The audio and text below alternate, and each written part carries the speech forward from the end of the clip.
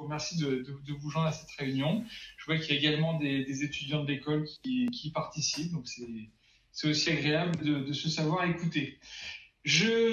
Avant de brosser un petit peu le portrait de la formation et de l'école et de poser des questions, je salue nos intervenants en la personne de Anthony Fitoussi, qui est donc enseignant d'architecture intérieure en 5e année et en particulier, qui participe à la définition des projets de diplôme notamment.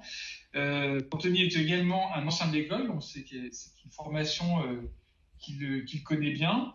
Et puis je remercie également Adrienne Vander. Je vais définitivement y arriver. Vanse Terstede, c'est ça? C'est presque ça. C'est presque ça. Je te remercie de te joindre à nous et puis surtout finalement d'avoir motivé ta participation en m'ayant adressé un petit email au début du confinement et en regard de tout ce qui se passait à l'école. Donc voilà, ta parole sera la bienvenue. Ludovic vous a brièvement brossé le portrait de l'école. Penningen, c'est une école qui est historique, c'est 50 ans d'enseignement notamment de l'architecture intérieure. Donc c'est une école qui, dans le champ de la création, a depuis très longtemps investi cette problématique, c'est la création, et offre depuis maintenant de nombreuses années un cursus qui est reconnu à plusieurs égards, puisqu'il jouit d'un titre certifié, donc reconnu par le ministère du Travail, donc au niveau 7, qui est le grade le plus haut, qui participe depuis sa création aux instances qui valorisent la profession au travers de son implication dans le Conseil français des architectes d'intérieur, et précédemment sur l'OPQI. Et donc c'est une volonté et un ancrage professionnel qui existe depuis longtemps et qui a permis au fil de ces 50 ans de voir nos diplômés, pour certains d'entre eux, avoir des carrières brillantes, parfois avec beaucoup de reconnaissance au niveau du public, que ce soit en France et à l'international. Donc une profession, enfin en tout cas une formation qui s'accompagne d'une professionnalisation certaine. Concrètement, Penningen, c'est après une année de tronc commun à nos deux cursus de direction artistique et d'architecture intérieure, au cours duquel nos étudiants découvrent le dessin, la composition, les problématiques qui sont liées au langage graphique ou à la compréhension de l'espace et de la volumétrie, et qui apprennent à passer de l'observation en fait à l'interprétation.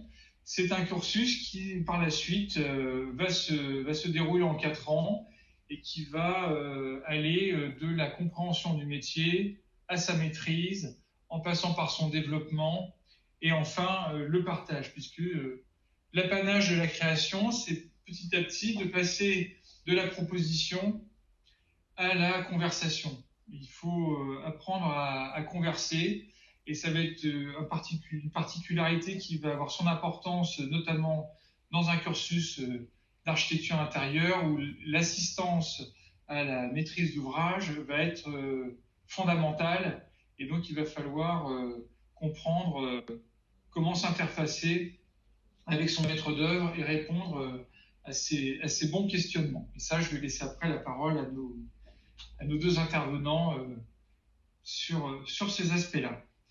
J'ai envie de poser des petites questions avant de laisser la parole et de laisser le public poser des questions. Et je vais commencer avec toi, avec une question finalement très très très basique. C'est qu'est-ce que c'est que l'architecture d'intérieur? À toi. C'est une bonne question. Vous m'entendez bien? On t'entend pas très très bien, Anthony. D'accord, je vais tâcher de parler un peu plus fort. Alors tout d'abord, bonsoir à tous.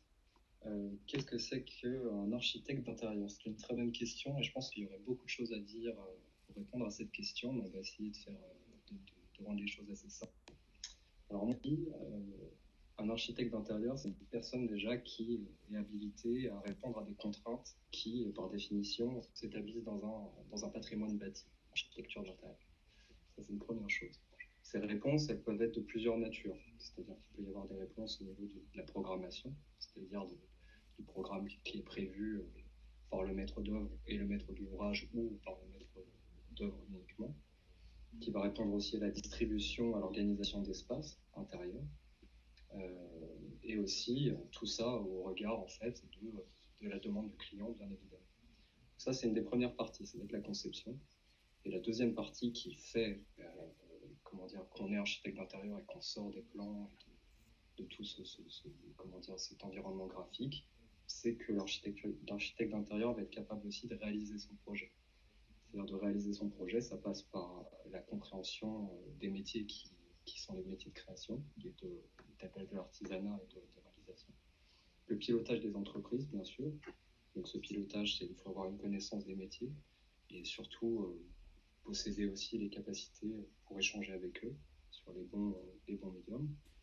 Et jusqu'à la livraison du projet, et une partie qui est aussi fondamentale, l'architecte d'intérieur peut être capable de remettre un projet en temps et dans le budget qui a été prévu initialement. Est-ce que c'est clair? C'est très clair. C'est très très clair. Adrienne. Oui. Comment vas-tu déjà? Très bien. Non. Le diplôme se passe bien? Oui, j'avance bien. Tout se passe très bien. Je vis très bien ce confinement. Bon, tant mieux. Alors, en complément de la présentation très, très pointue qu'a faite Anthony, quelles sont concrètement, toi en tant qu'étudiante, les disciplines enseignées et que tu as pu découvrir au cours du cursus? Il y en a beaucoup. Dans ces grandes lignes. Surtout, je pense d'abord au dessin. Moi, quand je suis arrivée à Penningen, je ne savais pas du tout dessiner. Donc, c'est la première chose que j'ai appris. Et ensuite, c'était vraiment travailler en 3 dimensions, réfléchir en 3 dimensions, que ce soit avec les cours de maquette, les cours d'architecture intérieure. Voilà. Les cours d'architecture aussi? Oui, aussi, ouais, d'architecture. On avait des cours de technologie qui étaient assez complémentaires. D'illustration, voilà. De design? De design, j'en oublie, il y en a tellement. Oui, de design, mais ouais, de design, c'est tout. De communication de projet aussi, et récemment, il y avait... mais là, c'était vraiment le lien avec la direction artistique, c'était des cours de mise en page, de graphisme. D'accord. D'histoire de l'art un peu aussi, du design? Ouais, histoire de l'art, du design, et puis c'est tout, non? Ça me paraît loin. Une approche aussi un peu scénaristique et cinématographique en 3e année, tu as dû avoir ça, je pense. Oui, on avait quelques cours, effectivement, ouais. Voilà, de dramaturgie, entre guillemets, de l'espace, j'imagine. Enfin... Oui, c'était surtout... Non, c'était pas tant sur l'espace, c'était comment raconter une histoire, comment la rendre compréhensible à travers l'image. Voilà, c'était plus ça. Bon. Et puis cette année, un cours particulier que Anthony a pas mal supervisé aussi, de Brand Curation, qui était un travail avec les DA. Oui, c'était intense, mais c'était très intéressant de travailler avec les DA. C'est vrai qu'on a tendance à, nous, entre archis, tout de suite se comprendre, et là, d'être confronté à des personnes qui n'ont pas le même vocabulaire, qui n'ont pas forcément les mêmes images, les mêmes références, c'était honnêtement difficile, mais en même temps, je pense que ça a été assez enrichissant surtout vis-à-vis d'un futur client, de parler à quelqu'un qui ne connaît pas notre métier et de pouvoir l'exprimer à travers des mots, mais aussi à travers des dessins, des images, des références, etc. Je vais juste, peut-être pour ceux qui nous écoutent, dépeindre un tout petit peu le contexte de cette collaboration qu'il y a eu avec les étudiants du cursus de direction artistique.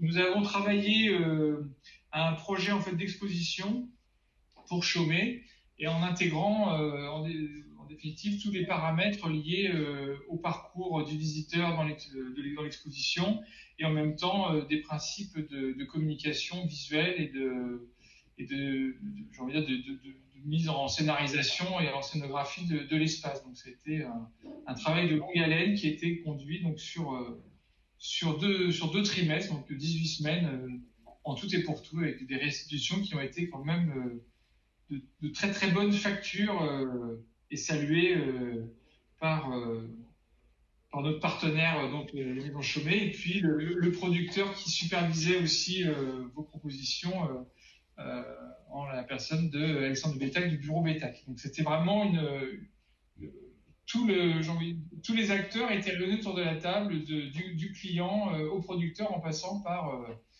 les concepteurs, les étudiants concepteurs. Anthony, j'ai une petite question. Quelle est la particularité de l'enseignement d'architecture intérieure à Penningen? Alors, la particularité, les particularités, parce qu'à mon avis, il y en a plusieurs.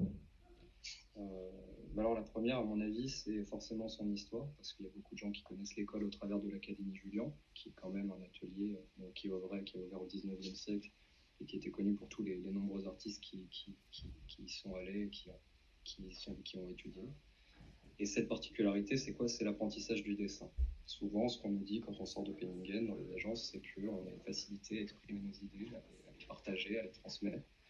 Et je ne pourrais pas parler des autres cursus, je connais que celui-là, mais a priori, ce travail du dessin, à mon avis, est fondamental dans le métier, parce que ça permet d'abord d'éduquer l'œil, d'éduquer la main, de retranscrire ses idées, de diriger des projets. C'est-à-dire qu'en agence, le dessin, pour exprimer une idée, pour partager avec ses équipes, on ne fait pas une 3D. Et ça va aider aussi énormément dans l'exercice du métier, dans les rendez-vous clients et dans les rendez-vous entreprises. Beaucoup plus qu'on ne le croit d'ailleurs. Ça, c'est une première force de Penningen. La deuxième, comme le disait Adrienne et comme le disait Gilles précédemment, à mon avis, ça va être la pluridisciplinarité, c'est-à-dire le cursus d'architecture intérieure qui évolue en porosité avec le cursus de direction artistique. C'est une force, c'est la force de notre école, d'avoir ces échanges, même si c'est des métiers qui sont différents. Et pourquoi? Parce que ça va créer plusieurs ouvertures. Alors ces ouvertures, ça va être une ouverture d'abord sur l'approche, sur les outils qu'on va utiliser, puisque nos amis en DA utilisent des outils différents, et nous aussi, et parfois ces échanges-là, on a pu le voir à travers le parcours et le partenariat avec Chaumet, il y a eu des échanges à tous les niveaux, et parfois il y avait des directeurs artistiques qui faisaient de la 3D et des architectes qui faisaient du graphisme, parce qu'on s'échangeait comme ça pendant 5 années en parallèle. Et ça, c'est une force qu'on va garder à la sortie de l'école. Une deuxième ouverture, excusez-moi, ça va être aussi d'élargir la portée en termes de direction d'un projet d'architecture. C'est-à-dire que notre métier, il peut être exercé de 1000 manières différentes, mais cette porosité avec la direction artistique va nous orienter vers des outils digitaux, vers de la communication, vers plein de choses auxquelles on n'aurait pas forcément pensé, ou des habilités qu'on n'aurait pas forcément travaillées si on était seulement dans un cursus d'architecture d'intérieur. Et finalement, et pour reprendre encore une fois ce qui a été dit, moi je trouve que c'est une grande chance de l'école, et j'ai eu beaucoup de chance de suivre ce partenariat cette année, parce que j'ai appris aussi beaucoup de la direction artistique, c'est la collaboration sur des projets par le biais de partenariats organisés avec l'école. Partenariats qu'on a eu la chance de faire aux côtés d'Hermès, de Bonpoint, de Chaumet et de grandes maisons. Et pour finir, je sais que je suis un peu long, mais j'ai beaucoup de choses à dire. À mon avis, une des spécificités de Penningen, et c'est ce qu'on entend beaucoup aussi, c'est une des réputations, ça va être la qualité et l'exigence. Et ces deux spécificités qui, à mon avis, sont de toute façon des ordres de beaucoup d'écoles, vont donner lieu à un rythme de travail. Alors ce rythme de travail, il faut en être conscient. Il commence dès la prépa, et il va avoir beaucoup de bienfaits. Et même si c'est dur, Adrienne est là pour Alors pourquoi ce rythme de travail va être intéressant? Parce que d'abord, il va permettre une évolution rapide des savoir-faire. Alors en prépa, c'est fulgurant. On voit vraiment l'évolution de savoir de certains étudiants qui sont fulgurants du début à la fin de l'année. mais c'est aussi une préparation au monde professionnel, un monde qui en demande toujours plus dans un temps toujours plus court. Et je pense que on a cette formation, on peut répondre assez vite en sortant de Penningen et rapidement et à mon avis efficacement. Et après, ça va être bien sûr la stimulation créative à tous les niveaux. Ça fait partie de la qualité de l'exigence. Mais ce qu'il faut dire aussi, si on parle de qualité, c'est que, à mon avis, la qualité des enseignements, ça repose aussi sur la qualité des enseignants. Et pour ça, on a énormément de diversité à Penningen. Et comme on le dit, à Penningen, les enseignants sont tous des professionnels. C'est-à-dire qu'on n'est pas que enseignants, on a tous notre activité à côté. Ça fait une grosse différence. Et pour vous citer quelques personnes, parce que quand on regarde un peu dans le cursus, on a vraiment des pointures. On a vraiment de la chance de cohabiter sous le même toit avec des personnes comme Hugo Haas, comme Alphonse de Sartou, qui sont tous les deux fondateurs de l'entreprise Sigu, pour ceux qui ne connaissent pas. On a Hugo Taureau, Maxime Lyotard, qui ont été diplômés un peu après moi, donc il y a quelques années, qui sont aujourd'hui à la tête du bureau Taureau et Lyotard et qui sont en pleine expansion. On a Bruno Pampanini pour représenter le design d'espace, qui lui est à la tête du pôle de design chez Patrick Join, de l'agence Join Mancoux, qui est une agence internationale aussi. Et après, pour en citer d'autres, par exemple pour la technologie et la construction, on a Jean Lelay qui est associé à RFR, donc une boîte d'ingénierie de structure, ou des grandes personnes comme Antoine Buonimo, qui est illustrateur et qui était entre autres le perspectiviste de Jean Nouvel ou de Paul André. Voilà pour un paysage architecture. Non, je t'ai plus. Non, je t'ai plus. Bon, Adrienne, maintenant tu es en 5e année, la sortie se précise. Tu as côtoyé au cours de ces années ces enseignants et ce qu'ils ont pu apporter. Est-ce que, bon, c'est peut-être un petit peu tôt, mais qu'est-ce qui est finalement à ce jour t'a marqué et te conduit dans la manière de diriger ton diplôme? Est-ce qu'il y a eu un élément, un facteur déclenchant et à quel moment ta scolarité ça s'est produit, à quel moment les choses se sont un peu catalysées et cristallisées? Ouais. Si je dois faire un lien avec actuellement tout le travail que je fais pour mon diplôme, c'est la productivité.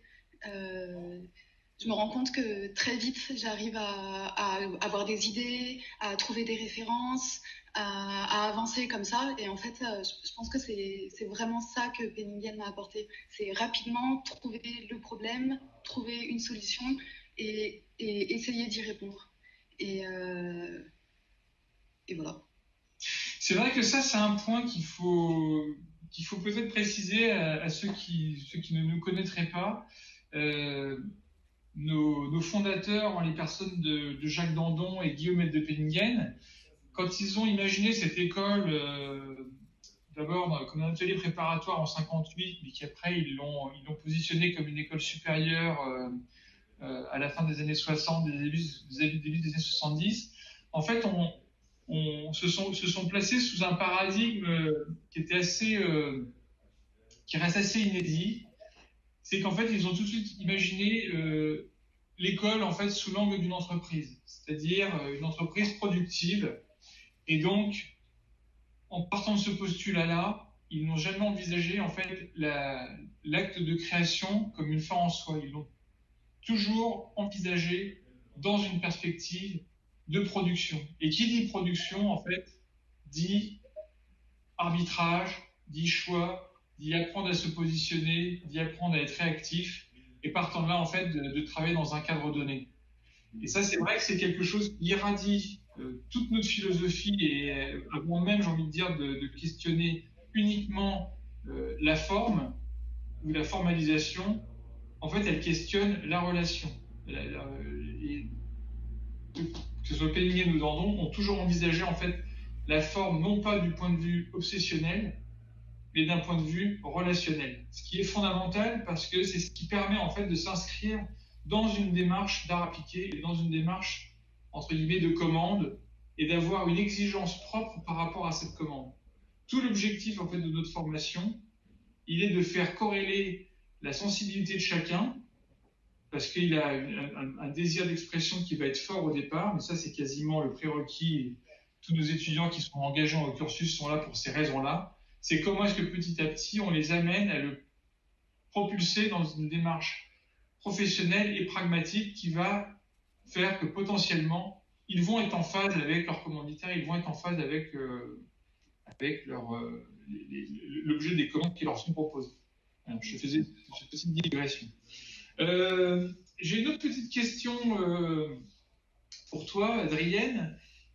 Est-ce que tu te projettes, là tu es dans le diplôme, comment est-ce que tu te projettes dans l'avenir? Ah, mais très bien. Moi, je vais quitter Paris. J'aimerais trouver une agence, une petite agence dans le sud de la France, à Aix-en-Provence, pour me former pendant quelques années. Et ensuite, l'idée, j'aimerais bien, si j'ai l'occasion, de monter ma propre agence avec mon compagnon qui est lui plus dans le design d'objets. Donc, on serait assez complémentaires. Et voilà, je travaillais sur des projets plutôt d'habitat. C'est vraiment ce qui m'intéresse. Et d'ailleurs, c'est le sujet de mon diplôme. Cet agent dans le sud, c'est des gens que tu as rencontrés dans le cadre de ton cursus ou tu es en prospection Je prospecte à bon entendeur. Très bien, ça marche.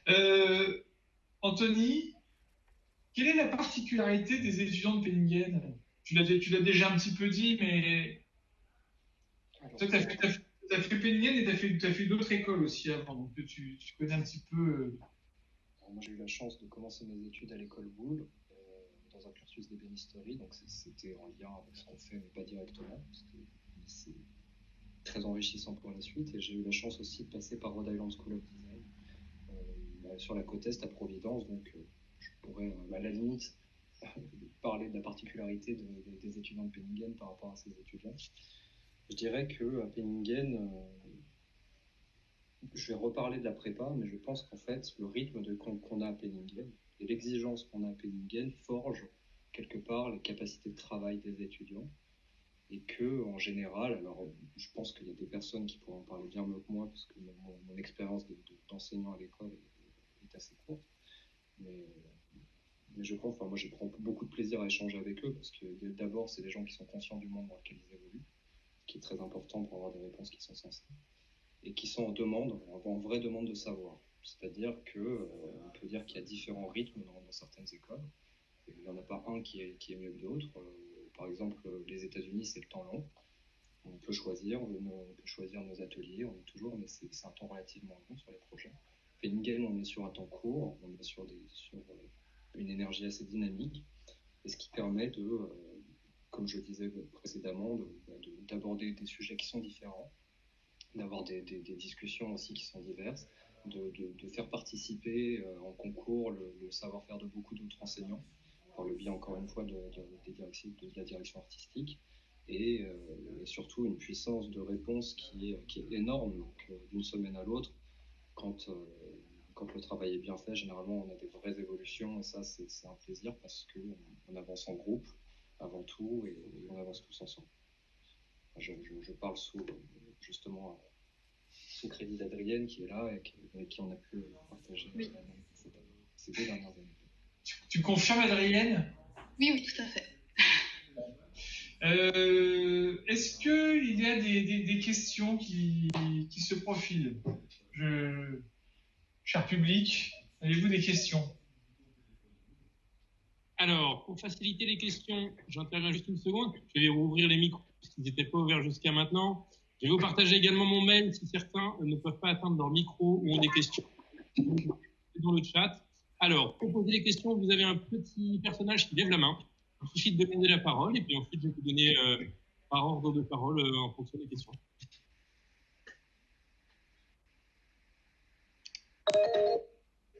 Nous avons donc une question de Martial. On vous écoute. Bonjour, donc je suis Isabelle Martial. Martial, c'est le nom. Je suis une ancienne élève de l'école des sciences et techniques du bâtiment dans le 6e arrondissement à Paris, donc en architecture intérieure. Donc ça remonte à quelques années.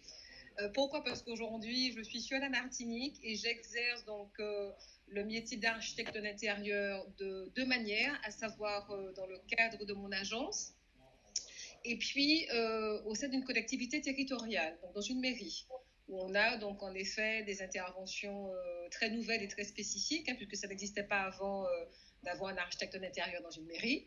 Donc les interventions se font aussi bien sur des rénovations de façades, des valorisations des devantures commerciales du centre-ville. Bon, donc j'ai quand même un travail assez intéressant depuis donc mes études qui remontent à quelques années. Mais en revanche, je n'ai pas eu donc l'occasion, puisqu'à l'époque on passait le BTS architecture intérieure. On n'avait pas encore donc le même cursus et j'aimerais savoir comment ça se passe aujourd'hui dans le cadre de la VAE. Si l'école Penningen, d'après ce que j'ai vu sur le site, donc, propose le principe de la validation des acquis des expériences. Donc j'aimerais savoir comment ça se passe au niveau de l'accompagnement également qui est proposé pour pouvoir arriver à la finalité donc, du master architecture intérieure. En fait, comme vous l'avez dit, la validation des acquis de l'expérience, ça se passe de deux manières différentes. Ça repose en fait sur la justification des postes et des réalisations que vous avez fait et si vous avez finalement occupé les fonctions qui sont rattachées à ce métier. Et par la suite, auquel cas c'est une simple validation, ou sinon elle peut s'accompagner en fonction des compétences qu'il y aurait à parfaire d'un projet qui peut être suivi par l'école pour compléter le bloc de compétences s'il manque une compétence dans votre expérience. Voilà. Très bien. Alors, d'après ce que je vois sur les dates données sur votre site, visiblement, il y avait une première session dont les inscriptions se terminaient donc en janvier 2020. Ça sous-entend que votre prochaine... Oui, ça a coupé, mais oui. Oui. Oui. Ça serait maintenant sur l'année 2021. 2021. Et les inscriptions se feraient à partir de quand dans ces cas-là? Ça va se faire à partir de la... Je n'ai plus qu'un calendrier en tête, mais à partir de la rentrée de septembre, je pense. De septembre, très bien. Très bien. Je vous remercie beaucoup. Je vous en prie, madame. Merci à vous. Merci. Nous avons une question de Cécile. Donc, vous pouvez activer votre micro sur la petite icône en bas à gauche. Oui, bonjour, vous m'entendez? Très bien. Bonjour. Bonjour. J'ai une petite question également qui va peut-être rejoindre brièvement la question précédente. Je voulais savoir si dans votre cursus, vous accueillez également des adultes qui sont en reconversion dans le cadre plus là du coup d'une formation qui n'est pas une formation initiale en fait. Alors,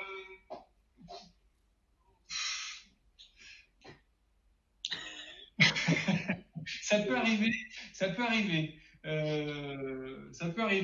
Ça nécessite un entretien pour valider avec vous les objectifs en termes de reconversion, en termes de ce qui peut être attendu. Puisque voilà, il faut quand même préciser que nous sommes sur des formations initiales, donc on est avec des effectifs qui sont quand même des bacheliers, enfin des gens qui arrivent après le bac.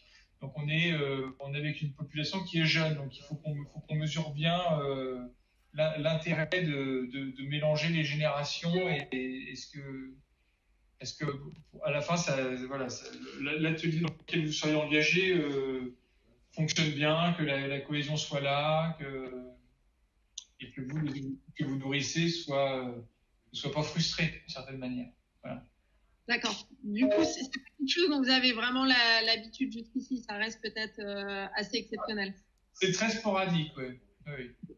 D'accord. Alors, si je puis me permettre, effectivement, dans les admissions qui peuvent se faire dans les différentes années, et c'est vrai qu'après, c'est les capacités que vous avez avant qui peuvent vous permettre de rentrer dans les années supérieures. Mais s'il vous manque un des socles fondamentaux, comme on l'évoquait sur la partie de dessin, rattraper dans les années supérieures est plutôt compliqué. Donc déjà, ça veut dire que vous repartez sur 5 années d'études. Est-ce que vous êtes prêt ou pas? Et ensuite, je sais que Adrienne avait fait des études avant et a réenchaîné sur Penningen. Donc, on ne l'a pas fait à la sortie du bac, mais a recommencé.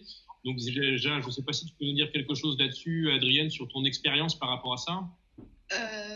Oui, je peux. C'est vrai que c'est pas forcément évident, une fois qu'on a des années d'expérience, de retourner à la case départ, entre guillemets, et de se retrouver avec des personnes qui sont jeunes, qui sortent du baccalauréat. Voilà.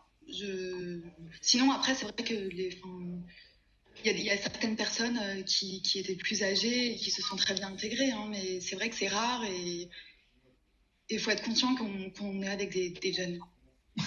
Des jeunes très jeunes. Voilà. Ok, donc, du coup, ça répond à ma question un petit peu du fait que c'est pas quelque chose que vous avez vraiment l'habitude, c'est un peu au cas par cas, je l'imaginais. Oui, c'est-à-dire qu'après, voilà, on est sur une moyenne d'âge de gens qui arrivent à 18 ans et qui finissent à 23 ans. Donc, c'est tout un ensemble qu'il faut bien prendre en considération. D'accord. Voilà, ça peut susciter un entretien et auquel cas, on peut en discuter plus librement. Et plus... D'accord. Bah, merci beaucoup. Je vous en prie. Merci à vous. On a une question de Mélissa Méry. Bonsoir. Moi, j'ai une question qui rejoint, alors vous allez peut-être avoir encore une troisième personne qui rejoint un peu ce même sujet. J'ai une formation suisse et je voulais savoir si, comme certaines écoles, parce que je sais qu'il y a des écoles parisiennes qui proposent des cursus vraiment pour justement des personnes en cours d'emploi. Est-ce que dans le futur, vous auriez peut-être cette envie, s'il y a une demande qui est un peu plus importante ou ce genre de processus? J'ai pas compris quelle était la nature du processus. Excusez-moi. Alors, en fait, il y a des écoles qui proposent, par exemple, d'arriver jusqu'au master avec, par exemple, de venir 3 jours par semaine à l'école. Ah oui, non. On n'a pas de mécanisme d'alternance. Non, on n'est pas du tout sur ce format-là aujourd'hui. D'accord. Non. On dispense à peu près entre 20 et 25 heures de cours par semaine selon les années. On est vraiment sur une régularité des enseignements, une continuité, même si on est sur des temps courts, en fait, là, on est sur des emplois du temps qui sont extrêmement récurrents et qui garantissent en fait une progression des projets de semaine en semaine, quoi. Donc, D'accord. Ok, d'accord. Vous répondez à ma question. D'accord. Voilà, merci. J'ai une question par mail qui est exactement sur le même schéma, savoir si est-ce qu'on doit faire les 5 ans pour accéder au master. Donc effectivement, on est sur les mêmes schémas. Si Karine Vaparella souhaite un complément d'information, qu'elle n'hésite pas à me renvoyer un mail. Nous avons ensuite une question de Noël. Oui, bonjour. J'ai déjà assisté à la présentation de Gilles Coquelin la dernière fois, que j'ai beaucoup apprécié. Et là, la présentation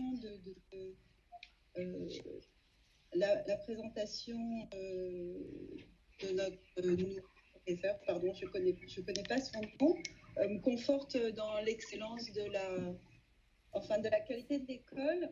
Je vais me permettre de te tutoyer. Moi, je suis la maman d'une élève, en fait, et je vois que tu as eu un double cursus, en fait, à Rhode Island, aux États-Unis. Nous, il se trouve qu'on est une famille aussi franco-américaine, et je me demandais si tu pouvais juste peut-être un tout petit peu dire, alors, j'ai aucun doute sur la qualité de l'école de Penningham, mais juste ce que tu pouvais dire de plus par rapport à un cursus qui pourrait être américain, en fait. C'est une bonne question.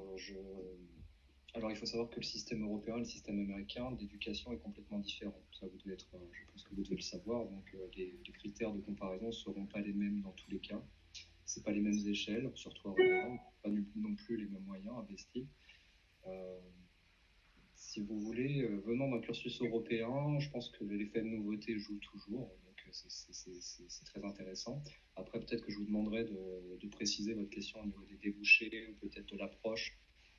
C'est peut-être l'approche. Alors, pour répondre rapidement, si vous voulez, le système américain propose en fait aux étudiants de choisir eux-mêmes les matières dans lesquelles ils s'inscrivent, qui est différent du système en général d'éducation européen.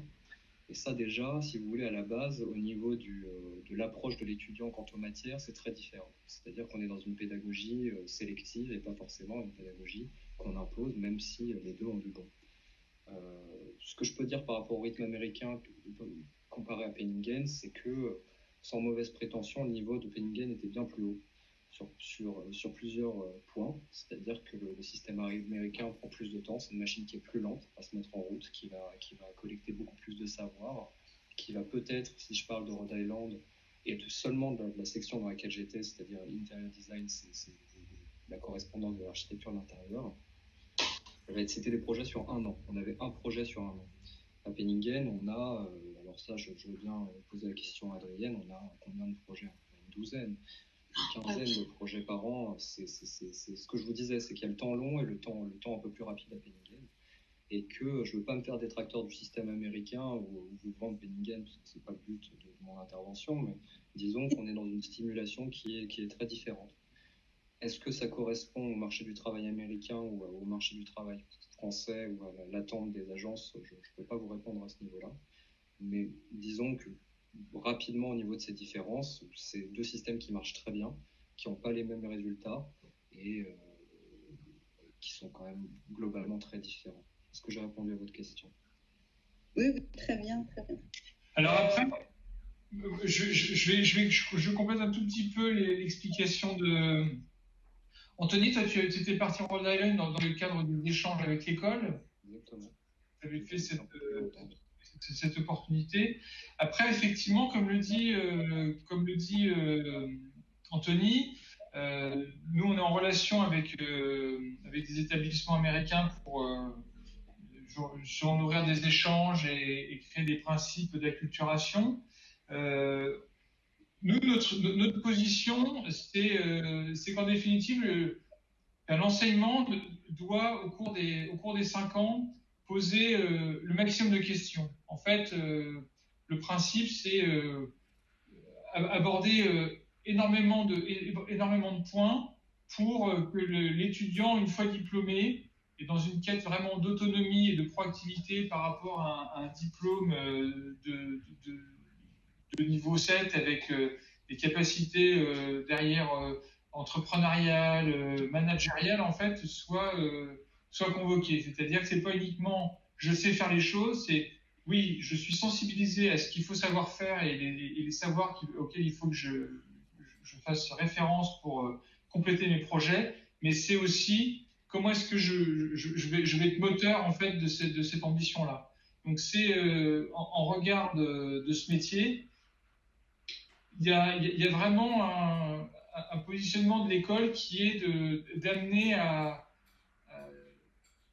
en plus de savoir faire les choses, de pouvoir accompagner d'une certaine manière la signature de ses propres choses. Je crois que c'était Anthony l'avait souligné au tout début de son intervention, au début de la séance. C'est quelque chose qui est très très présent chez nous, et c'est ce qui fait aussi qu'il y a un certain nombre de nos étudiants qui, comme le souhaite Adrienne, ont déjà une envie d'émancipation qui est assez professionnelle, qui est assez forte, et certains d'entre eux justement parviennent même aussi à s'exporter très facilement. Je pense que c'est quelque chose qui est fortement ancré dans notre enseignement et qui accompagne vraiment le savoir-être et le savoir-faire, et c'est pour ça que les temps courts sont aussi utiles chez nous. J'étais un petit peu long, j'espère que la réponse est complète de ce point de vue-là.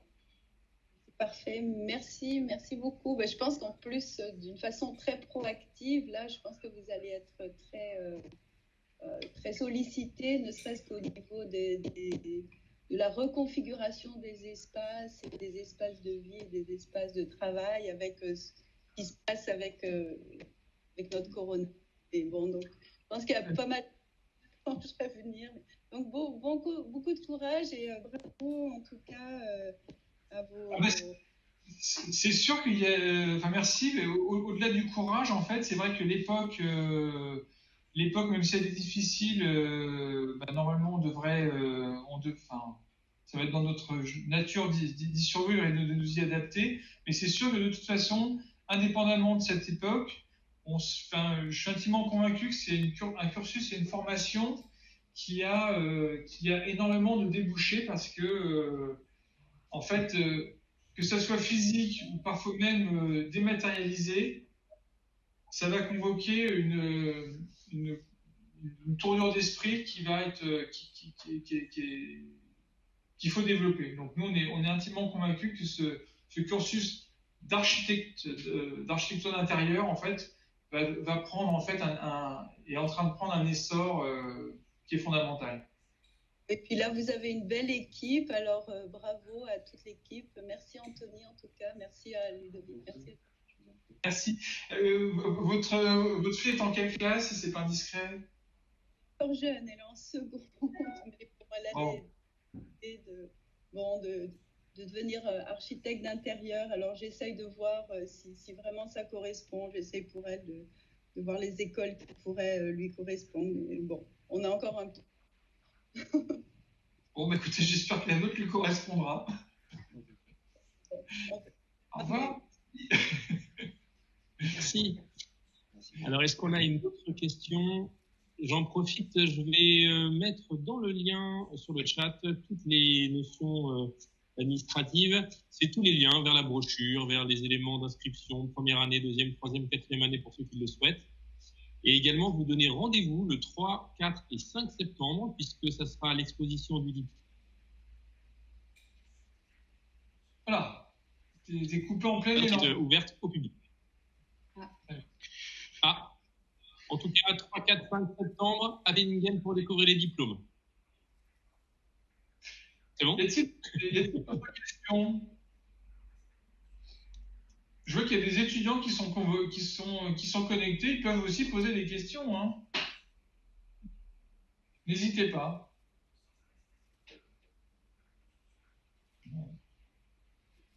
Adrienne, est-ce que tu veux ajouter quelque chose, toi?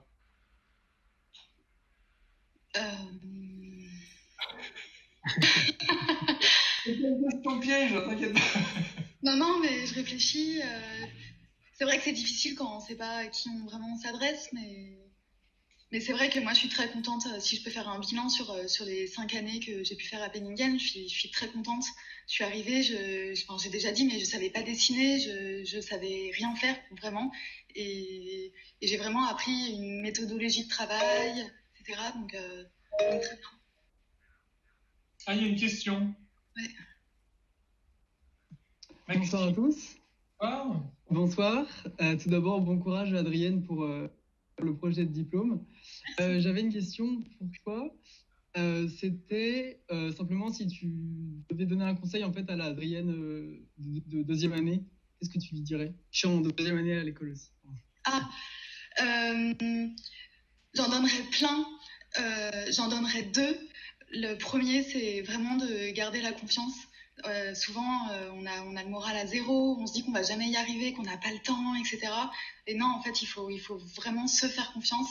Et le deuxième, c'est bien s'organiser. Parce que comme on l'a déjà dit, c'est un rythme de travail qui est intense. Et si tu veux éviter les nuits blanches, c'est de s'organiser. Et ça, vraiment, tu vas voir aussi plus tard dans les agences, c'est primordial, surtout quand on travaille avec d'autres personnes. Quand on est seul, à la limite, si on est un peu en retard, c'est pas grave, mais quand on met d'autres personnes en retard, etc., c'est difficile à gérer. Donc, s'organiser et se faire confiance. Ok, merci beaucoup. Voilà, bon courage. Hein. Merci. En fait, le credo de l'école qui s'est instauré, et je pense qu'il sera de plus en plus vrai, qui consiste à partager la création, ce qui peut sembler être une espèce de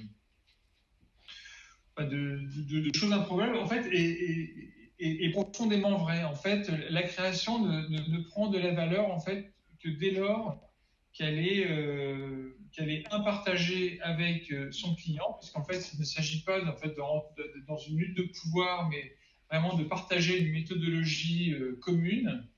Et elle nous prend plus d'amplification que dès lors qu'on sait bien s'interfacer et se positionner avec ses collaborateurs et de connaître ses forces et ses faiblesses. Donc, en fait, tout l'enjeu de la formation, il n'est pas juste dans masteriser tous les outils de formalisation et d'expression, il est aussi d'être capable de savoir se positionner et de savoir qualifier les choses et de savoir s'interfacer avec autrui à différents niveaux de la chaîne de production.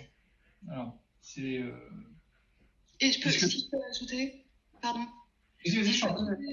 Quelque chose, c'est aussi avec ses camarades, on a une classe et c'est vrai qu'on a tendance, vu qu'il y a il y a un classement, etc., on a tendance à se diviser et au contraire, je pense que c'est important de travailler avec les autres de sa classe. On apprend beaucoup des autres. Voilà. Tout à fait. On a une question de Alizée. Oui, bonjour. Je suis la maman d'Alizée et je voulais vous poser une question par rapport au concours. Et donc, les épreuves du concours auront-elles lieu en présentiel cette année ou pas? Est-ce que vous savez? Alors, c'est pour intégrer directement la deuxième année, c'est ça? Oui, tout à fait. Et là, votre fille n'est pas inscrite à l'école encore? Si, elle était en première année là, cette année. Hein, chez vous? Alors, si elle est en première année, il n'y aura pas d'épreuve de concours comme je l'ai indiqué. Hein. Les circonstances sont trop compliquées. On ne peut pas garantir des distances de sécurité. Donc, on restera sur, étant donné que les enseignements se poursuivent quotidiennement, hebdomadairement et qui sont évalués régulièrement, on sera sur une évaluation qui se fera sur la base des résultats du contrôle continu. D'accord. Il n'y a pas de concours sur table. Donc, pas de concours, oui. Non. Et à quelle époque vont-ils avoir leurs résultats? Ces résultats, ils vont avoir des cours jusqu'à la fin du mois de mai, ce qui était communiqué selon le calendrier habituel. Il y a juste l'épreuve sur table qui n'aura pas lieu. Bah, c'est pas ça. Oui, c'est clair. Bon, d'accord, très bien. Ok. Merci beaucoup. Voilà. Je vous en prie. Effectivement, le concours pour les étudiants de l'extérieur de l'école, voilà, on fait vraiment une admission parallèle différenciée des étudiants de première année. Voilà, donc la fin des résultats, ça sera le 9 juin pour madame qui s'inquiétait pour sa fille de première année. D'autres questions? Bon, je vais souhaiter à Adrien une bonne fin d'année et de bien œuvrer pour son diplôme. Merci. Voilà. C'est pas fini. Voilà, Amélie, une question. Allô? Vous m'entendez? Très bien. Oui, bonjour. Déjà, je voulais vous remercier pour les lives. Vraiment, ils sont super intéressants. J'ai regardé tout ce que vous avez fait depuis le début et c'est vraiment top comme format de... Il faut que je mette en Netflix ou pas non, pas encore? Comment? Est-ce que j'essaie de faire un deal avec Netflix ou encore un petit peu? Non, franchement, en tout cas, c'est vraiment bien comme format. Merci. Vraiment interactif et on se sent vraiment mis au cœur de la formation. Donc, c'est vraiment cool. Alors, moi, j'avais une question. C'est Adrien qui a évoqué un classement. Alors, c'est quoi que vous entendez par classement? En fait, ça marche comment? Une fois qu'on est dans l'école, c'est ça? Ouais, alors en fait, on a plusieurs moyens pour faire corréler, j'ai envie de dire, votre savoir-être à votre savoir-faire. En fait, tous les travaux que vous faites sont évalués et donc bénéficient d'une notation. Ces notes, en fait, alimentent des moyennes par discipline, voilà, et on donne lieu, en fait, à un classement de l'atelier. L'idée, c'est pas que tout le monde se tire la bourre au sein de l'atelier, c'est simplement qu'au travers de ce mécanisme-là, eh bien, c'est un moteur à exigence personnelle. on est dans une formation qui se fait en 5 ans, qui est certifiée par un niveau qui est élevé, qui donc s'accompagne de capacités managériales, entrepreneuriales. Donc, en regard d'une formation initiale, c'est un moteur qu'il faut entraîner. Donc, ce moteur, pour l'entraîner, eh bien, les évaluations mènent à avoir une exigence qui va être personnelle, qui fait qu'à un moment donné, vous êtes entraîné à vouloir faire mieux, à vouloir proposer mieux. Il va y avoir des mécanismes d'assiduité où on va veiller à ce que vous soyez investi quotidiennement dans vos cursus, et ce, quelles que soient les circonstances, parce que aussi, c'est un gage bien d'exigence personnelle.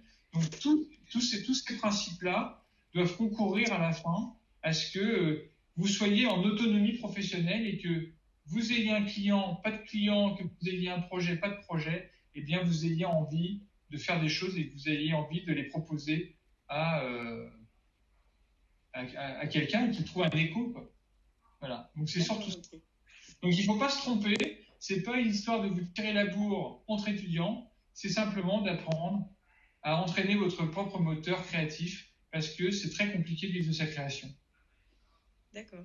Voilà. Et est-ce qu'en tant qu'étudiant, vous l'avez vécu de la même façon? En fait, je l'ai compris a posteriori. Et c'est pour ça que je le communique aujourd'hui, parce qu'à l'époque, il ne nous était pas forcément communiqué sous cet aspect-là. Et bon, autre temps, autre mœurs. Mais je pense que, Anthony, toi, tu l'as vécu quand tu parles d'exigence, ou Adrienne l'a vécu aussi. On se rend compte a posteriori que ce sont tous ces principes-là qui convoquent cette appétence individuelle pour avoir envie de s'exprimer professionnellement. C'est un mécanisme qui peut sembler complètement suranné, parfois archaïque, mais en fait, il est extrêmement à propos dans une pratique entrepreneuriale. Et donc, dans le passage entre la première et la deuxième année, c'est donc ce classement qui fait l'effectif en fait de la deuxième année? Tout à fait. D'accord. Et c'est pour ça qu'en fait, cette première année est extrêmement constitutive. Anthony le soulignait, Adrienne aussi, c'est que, en fait, ce mécanisme qui est présent dès la première année, eh bien, il va vous marquer, en fait, que les choses se passent dans l'école ou ne trouvent pas un écho nécessairement en deuxième année. En fait, quand vous avez enseigné ce principe-là, moi, ce que je souhaite, en tous les cas, en tant que directeur d'école, c'est que vous l'ayez, d'une certaine manière, assimilé. Et pour vous donner un ordre d'idée, on a 12 500 personnes qui ont fait la première année, et on a un peu plus de 3 000 diplômés. Et les 12 500 personnes qui ont fait la première année, et parfois j'en recroise dans la vie, eh bien, ils se souviennent de ce fonctionnement, parce que ce fonctionnement, en fait, est extrêmement constitutif d'un schéma éducatif qui est lié à la création. D'accord. Voilà. Merci beaucoup pour votre explication, en tout cas. Je vous en prie. J'avais juste une dernière question. Alors peut-être à Monsieur Dumiel, j'aurais aimé savoir à combien d'inscrits on était aujourd'hui pour la première année. Pour la première année, on est autour de 180 inscrits, sachant qu'on a 250 places, puisque c'est un peu décalé avec les portes ouvertes, mais le cycle d'information motive beaucoup de gens, donc ça avance. Dès que vous êtes sûr, je vous conseille d'envoyer le dossier directement. Vous attendez peut-être une école spécifique? Non, pas du tout. Je continue de regarder vos lives, en fait, et je prends le temps. Le temps avance. C'est ce que je peux dire. J'ai déjà fait des études avant, donc je prends le temps de décider, je prends le temps d'être sûre. Bien sûr, vous avez raison. Merci beaucoup pour vos réponses, en tout cas. Je t'en prie. Y a-t-il une autre question? Est-ce que je peux ajouter une dernière chose, si c'est possible? Bien sûr, Anthony. Parce que j'ai manqué tout à l'heure quand je parlais justement des qualités et de l'exigence. Alors, j'ai parlé de beaucoup de choses. J'ai parlé de l'architecture d'intérieur, j'ai parlé du design d'espace, de la technologie ou de l'illustration. Mais il faut savoir que Penningen, spécialement la promotion, la section d'architecture intérieure, est encadrée aussi de beaucoup d'autres personnes qui sont des lumières, qui nous éclairent tout au long de la section. Il y a des personnes qui enseignent par exemple l'histoire de l'art, l'histoire de l'architecture, qui sont fondamentales, la maquette, les outils 3D, le graphisme. Et toutes ces personnes-là, au même titre que les personnes qui font fonctionner l'école, comme les hommes de service qui sont toujours à l'écoute pour la qualité de l'école et la qualité des rendus, participent directement à cette exigence et à la qualité qui est délivrée au moment du diplôme. Voilà.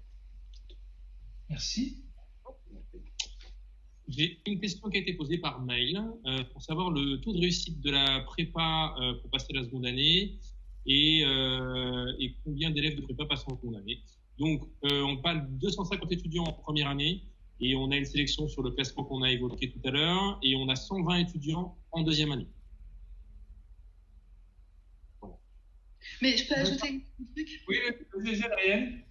Vraiment, toutes les personnes qui ont peur de la première année, il ne faut pas en avoir peur. Moi, vraiment, je suis arrivée, je ne savais rien faire et j'ai tout appris et j'ai pas passé le concours. Donc, le dessin, ça s'apprend, tout s'apprend. Donc, il faut juste y aller. Et c'est dur hein, de lâcher prise. Franchement, j'ai mis du temps. J'ai pleuré parfois, mais j'ai tellement pleuré. Mais au final, non, mais c'est vrai, quand on aime vraiment quelque chose, il faut se lancer. Il ne faut pas avoir peur de cette année, il ne faut pas avoir peur du classement. Il faut y aller, quoi. Voilà. C'est vrai qu'Adrienne, on a échangé très régulièrement. C'était lié à la maturité aussi que tu avais, qui a fait qu'on a eu des discussions intéressantes, qui ont été même très éclairantes et qui nous ont fait même nous progresser l'équipe pédagogique dans la manière de communiquer sur le cursus. C'est voilà, faut le dire, il n'y a pas d'école sans étudiants. Il n'y a pas non plus d'étudiants sans école, donc c'est une interaction. Nous, on prend les retours en considération dès lors qu'ils vont nourrir les principes fondamentaux, mais c'est vraiment, il faut vraiment se dire que de toute façon, et on le voit au travers de l'époque qu'on traverse, il n'y a finalement aucune certitude possible. Et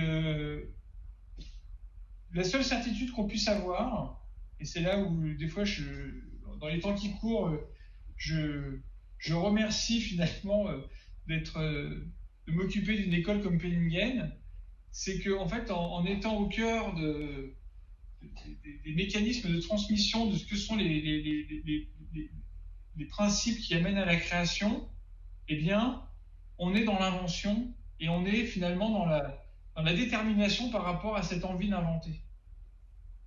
Finalement, l'époque, pour des gens comme nous, finalement, on est, comme dirait l'autre, presque chanceux par certains aspects. Parce que l'époque nous invite finalement à pouvoir reconsidérer les choses et finalement, fort de notre formation, je te dis Adrienne, mais moi finalement, fort de cette formation, eh bien, je suis presque en confiance par rapport à l'époque. C'est tout le sujet de mon diplôme. Parce que finalement, c'est le propre de la création, c'est d'avoir confiance dans l'inconnu et d'avoir une expertise par rapport à l'appréhension de cet inconnu. Et c'est toujours être dans prévoir, anticiper. Voilà. Exactement. Donc, si vous voulez faire face aux défis qui vont s'imposer à vous, jeune génération, les écoles de création seront peut-être plus à propos que les écoles de gestion proprement parlée.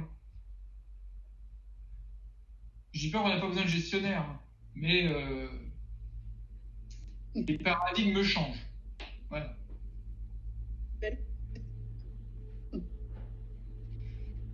Une dernière question avant qu'on se quitte. Bon, ben écoutez, chère Adrienne, merci. Merci à vous.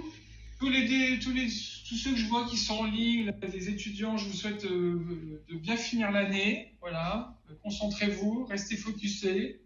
Voilà, l'école est là. J'ai un petit peu dérogé. Hein, je viens dans mon bureau. Exceptionnellement, je suis seul. Voilà. Mais bon, je peux pas, voilà, c'est comme ça. Anthony, merci de t'être rendu disponible pour apporter tes lumières en tant qu'ancien et enseignant. Et puis Ludovic, eh bien, on se retrouve la semaine prochaine pour de nouvelles aventures. D'ici là, prenez tous bien soin de vous. Voilà. Et au plaisir de vous retrouver en vrai un jour prochain. Avec grand plaisir. Au revoir. Merci, à bientôt. Merci, au revoir. Au revoir.